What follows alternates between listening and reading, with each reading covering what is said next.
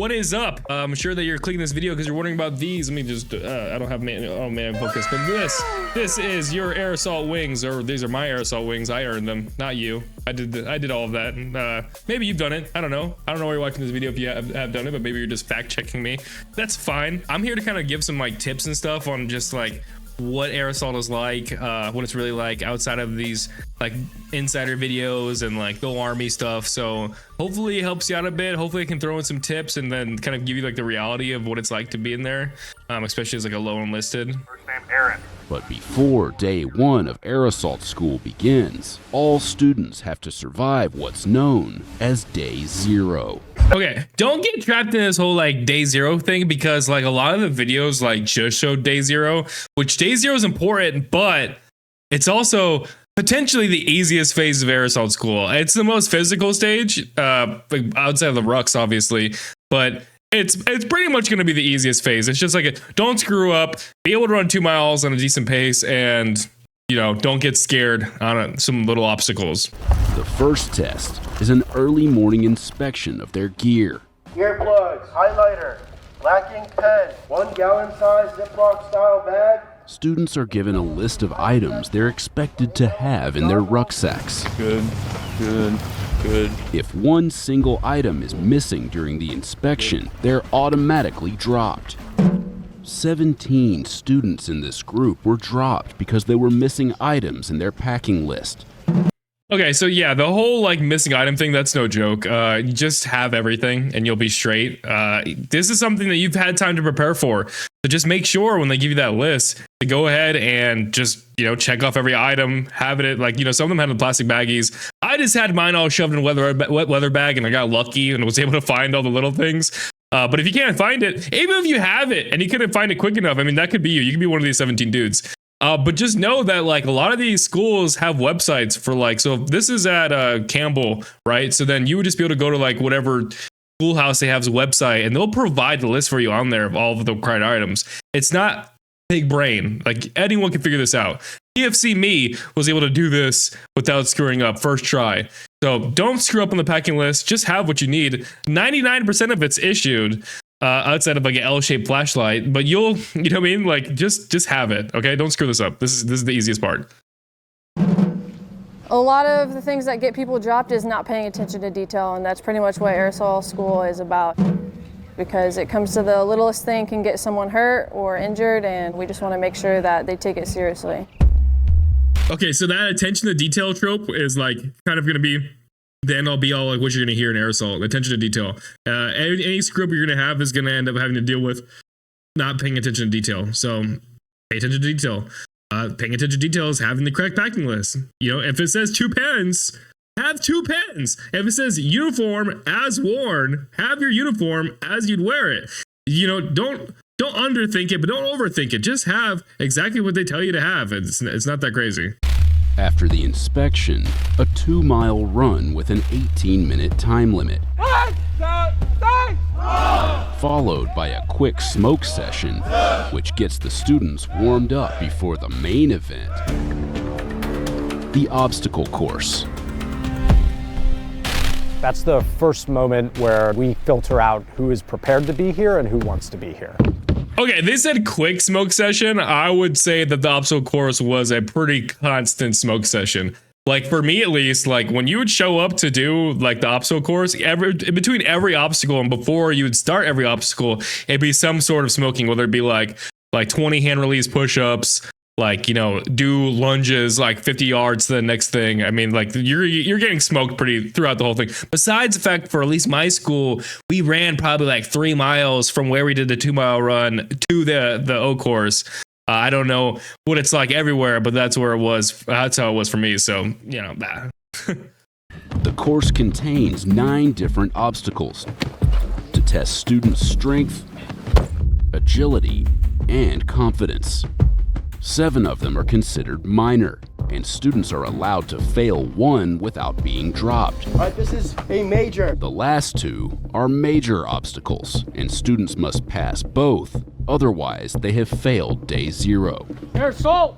First, the aptly named Tough One. Go ahead on the right. A multi-part obstacle that starts with a 3-meter rope. Okay, so this is what I want to stop on for this. Okay, so he says 3-meter rope climb. So 3 meters is what is that? It's 9 feet, right? I'm not tripping. Correct me if I'm wrong. That's 9 feet. Okay. So for me, like I kind of missed this whole rope climbing thing, and I was like, oh, dude, I need to get ready to climb all these ropes. It's only 9 feet, dude. Like if you can climb like 9 feet up a rope, or just muscle it like this guy's doing. This guy's form is terrible for climbing this rope. Like it's not that crazy. So people kind of like overthink the whole rope climbing thing. It's not that big of a deal. So just, get a few reps in on climb the rope, like learn it obviously, but don't overthink the whole rope climbing deal. It's not that real. It's 9 feet. But then getting on top of this is kind of sucks. Rope climb. There you go. And then test balance along with upper and lower body strength at a height of over 30 feet. A lot of this is more sketchy than it's hard. Frightening, and if you don't know how to climb a rope, you're just going to be out of luck. All right, Aerosol, what's your roster number? All right, take this over to the white truck right there. You're kind of gassed once you get to that point, so it's all technique. The second major obstacle is the 35-foot tall confidence climb. I have a fear of heights, so the confidence climb was definitely one that was mentally challenging for me. Air assault! Kept on pushing. You gotta push through. For students who successfully conquer the obstacle course, day 0 is complete. Air assault! Air assault! Air assault! Air assault! Air assault! Air assault! Air assault! Why does everybody say air assault so much? So that goes back to the culture. So what they just showed there is kind of like they're underselling the whole how much you say aerosol thing. You will say aerosol so many times you get sick of the words aerosol. It'll make you cringe hearing the words aerosol when you're done with it. For aerosol school, you have to say aerosol every single time your left foot hits the marching surface. So just think about that on your trip to the refrigerator, that every left step you're saying aerosol. And that gets so annoying. It gets so annoying. And then it's reporting to your aerosol and like sergeant, like yes aerosol sergeant, no aerosol sergeant. Roger's dead. There's no Rogers. All aerosol, aerosol, aerosol, aerosol. We're doing the classes aerosol. If you want to say yes to something's aerosol, like it's aerosol for everything. So eventually you're just kind of like aerosol, aerosol, aerosol, aerosol, aerosol, aerosol, aerosol. And then, so if you complete a task and you're like proud of it or whatever, it's actually mandatory. Like when you finish like those obstacles, when you're finished it, you plant it, aerosol. If you don't say it, you actually failed it, because part of the criteria was saying aerosol. I think on the top, like the ladder on the very top of it, before you cross over, you have to say aerosol. If you don't say aerosol when you get off that thing, also, I mean, you're going back up that ladder, you're saying aerosol again. I mean, you're going to say aerosol minimum of 1,000 times. There's no way you get through aerosol school without saying aerosol at least 1,000 times. Culture. We're building the culture both in the division and throughout the air assault community. Air assault! Roger that! Anytime they're being addressed by an instructor, they'll usually say air assault instead of Roger or yes. Great job, dude. Air assault. We will refer to students as air assault. Let's go, air assault! Air assault! And really just when you're having a good time and you're motivated, you pass another soldier, you might say air assault to that soldier. Every year, about 5,000 students graduate from air assault school. About 18% are female. And the students come from a wide range of backgrounds. So when I went to air assault school, there was plenty of Air Force dudes, also dudes that came from different units, and actually like a significant group of dudes from like Singapore, and that was like super cool. For me, it was like I was probably like one of like 5 privates along with like 120 people. There might have been up to 10 privates, and then there was probably like 20 or so specialists.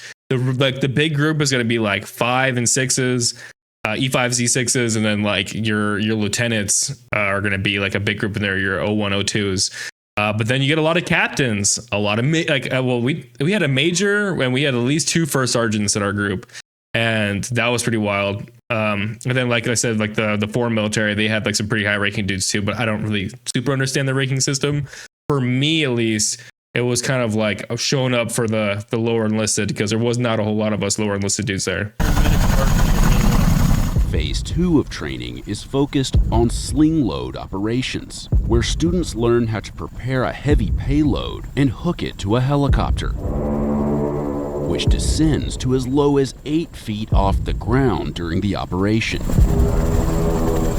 That's kind of our, if you want to call it, our bread and butter here at 101st, where we can go deep behind enemy lines and resupply soldiers, whether that be beans and bullets or, aircraft or artillery pieces. We take. So I'm gonna go ahead and say it right now that like they said that this part is like for sling load operations, and that's like the most important part of this. So I will say that that was like underbaked during my school. I personally didn't get to do hands-on sling load operations honestly until a couple weeks ago. But like doing it in the actual school, like there was like a select group of people that were like picked or got the opportunity to do it. And then it wasn't something that was like drilled over and over again. For the sling loader operations, it was definitely like more of like the testing sort of deal. And we're going to get into that in a second. But like the actual like putting it on the helicopter thing, don't expect to do a lot of that. Hopefully you get a chance to do it. Unlike me, but that is something that gets drilled into you while you're at your unit if you are lucky enough to be at a unit that does sling load operations.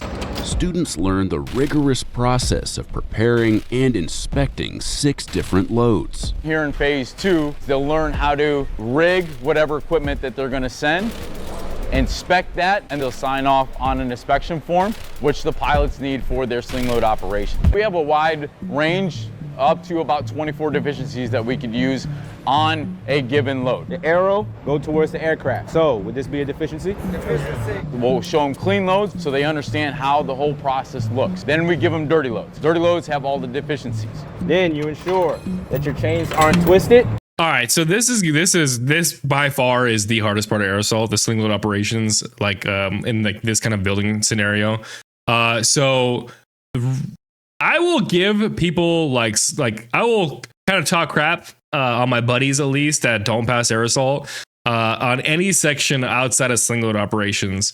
I actually went with a few of like the squad leaders in like my platoon, and then only one of them passed with me. So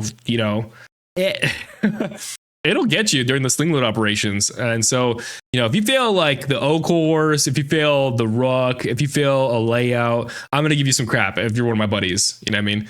But if you fail sling load operations, like that gets a lot of people, and people are really bummed, especially when you have dudes that are flying from different places to come to the class.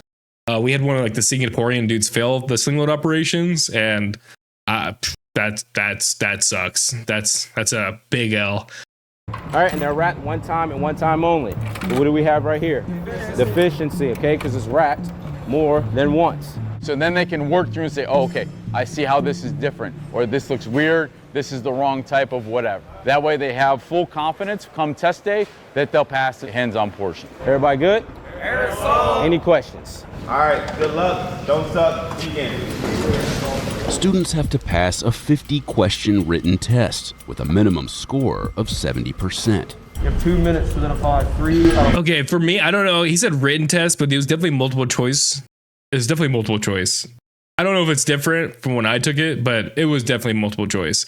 And the tests are easy. If you're failing the test, I'm definitely gonna give you crap. I don't care if you're one of my buddies. Don't fail the test. Study, learn, study. You got it. It's a test. Tests are hard. I understand. The questions are easy.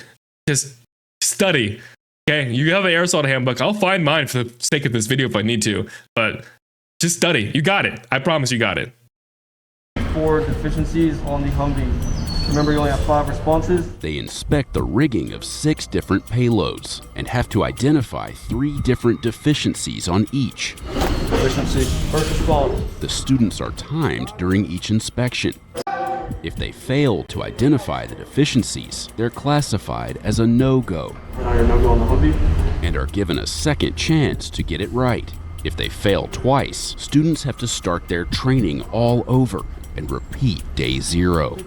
There are a lot of students that get dropped because there are so many finite details. But when they fail, they'll get a retest and a retrain so that they have a second chance in order to get through it again. I'm not gonna lie. I'm gonna keep it 100 with you. I failed sling loads my first try. I think I missed I missed something being twisted on the 822 cargo net. Anyways, I had to go and sit and then retrain for 8 hours, which there was no retraining on sling loads. You have to be there in front of it, touching it. So I sat there until like 8 p.m.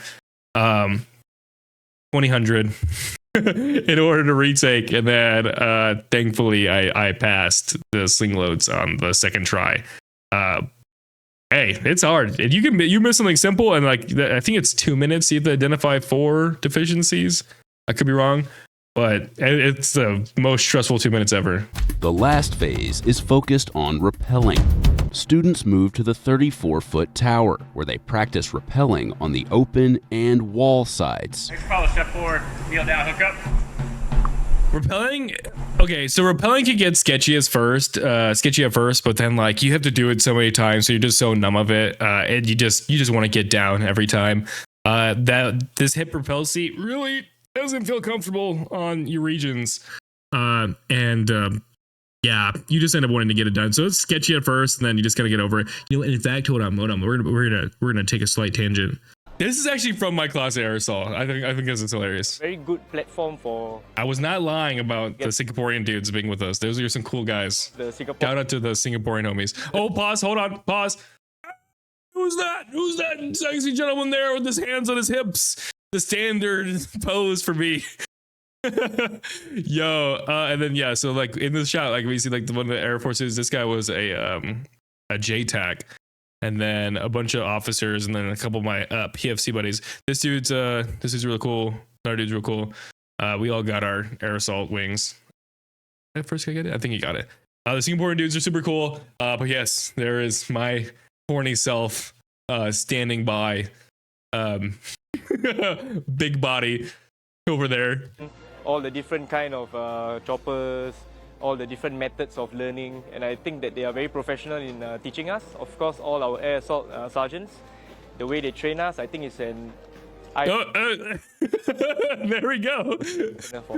Like I said, like it's sketchy, but you get over it. Very professional. But yeah, that was my class doing the air assault. But greater. That was a tangent. I wanted to give my little bit of a flex that I was in the video, even though I definitely did not have a cool shot in it. Definitely did not have a cool bit in the video like these insider videos do. But hey, you know what? I'm in my own YouTube video. Here we are. Kneel down, hook up. Yeah, so as far as the rappel stuff goes, there's not a whole lot that goes on with it. It's not crazy hard. So not a whole lot of people get dropped in this section. It's really unfortunate at this point if you start to see people get dropped because you know they worked pretty hard to get to this spot right here. So yeah, I don't see a whole lot of L's here. So I think we can kind of breeze through the rappelling section. It's not hard.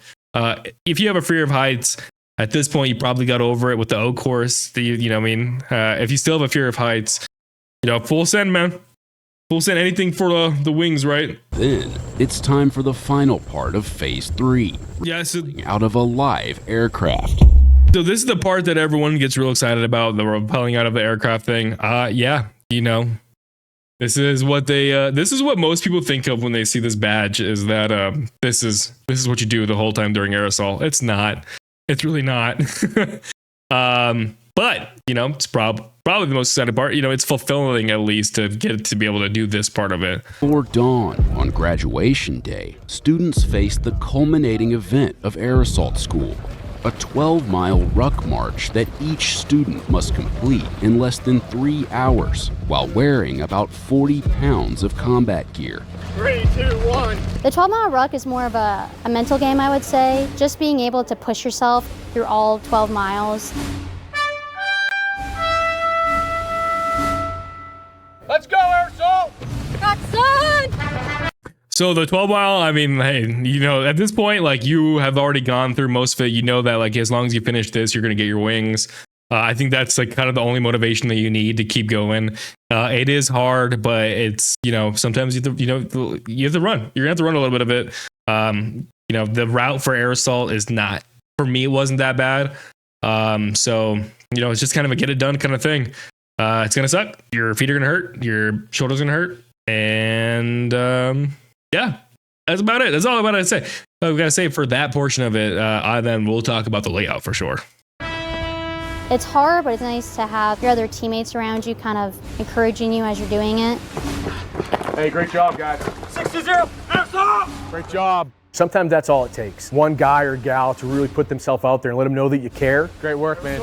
Good job. That you genuinely do care and that you're proud of them, right? And that really sparks that motivation and get that soldier to go that last mile, that last 6 feet in some cases. You motivated? Another 10 more, let's go. Another 10? We can make that happen. No, not play. Okay. Everybody wants to be a gangster, so it's time to do gangster shit, right? Yeah.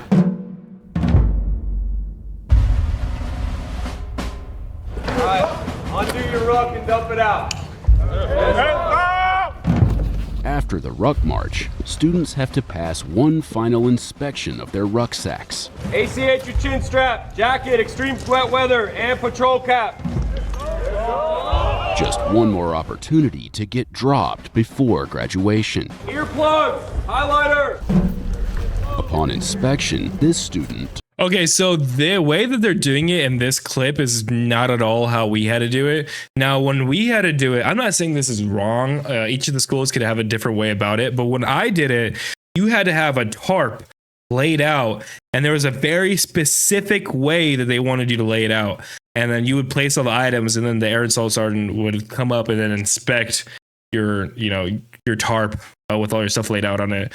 And so what I would recommend is, should you have that sort of style of grading for that, is to make pieces of tape that are small enough to be covered by the item, and then roll it up like a big burrito. If you just shove all your stuff in a bag and you have to do the layout, because what happened is we had to do that layout in less than 10 minutes. That was the craziest 10 minutes ever.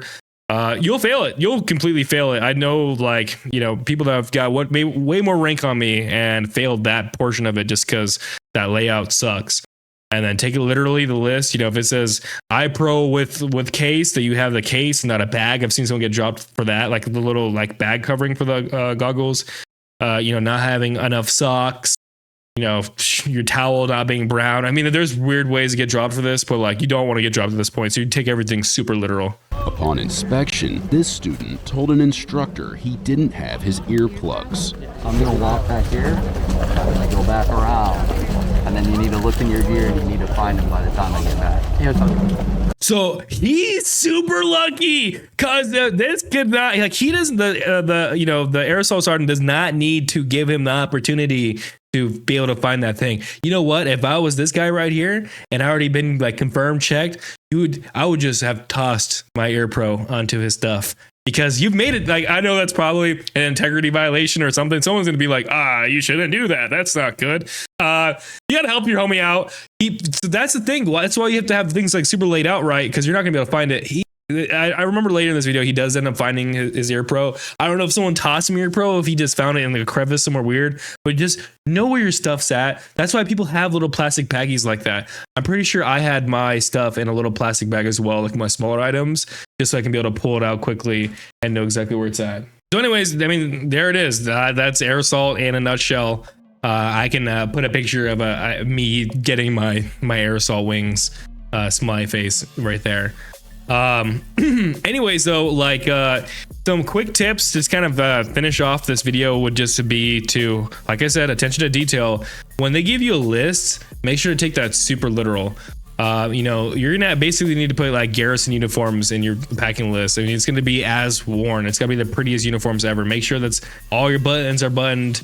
If it says L-shaped flashlight, have an L-shaped flashlight. If it says you need to have 7 helmet pads, you better have those 7 helmet pads. Is it 6? No, I think it's 7. 7 helmet pads. I don't know. Whatever it says on your thing, take it literal. If you have the opportunity to tape your tarp and put your stuff on and roll it up like a big burrito so you know where everything's at, do that, because that will help you. Other tips I can give: sling loads is no joke. Pay attention. You know what? I'm gonna give you the biggest tip. This is the biggest tip you're ever gonna get. Okay. There's gonna be a lot of people in your class. So when you go and take this course, you're gonna kind of sit back and you're gonna see all these people wanting to learn and taking up the information. There's only gonna be 4 loads that you can get your hands on, and everybody's gonna be at those 4 loads, especially the hard ones. Fight for it. Get up front, get your hands on, because if you take a step back and then let other people do the training for you, they're gonna get their wings and you're not. So if I had to leave you with any sort of tip, that's what I'll leave you with is get your learning in and get your hands on. Anyways, if you liked the video, please subscribe, throw your comments, ask questions. It's always kind of fun to make this. And then if you like this guy right here, check out my other YouTube channel. I will post a link below on that fun channel that has nothing to do with military stuff. But anyways, thank you.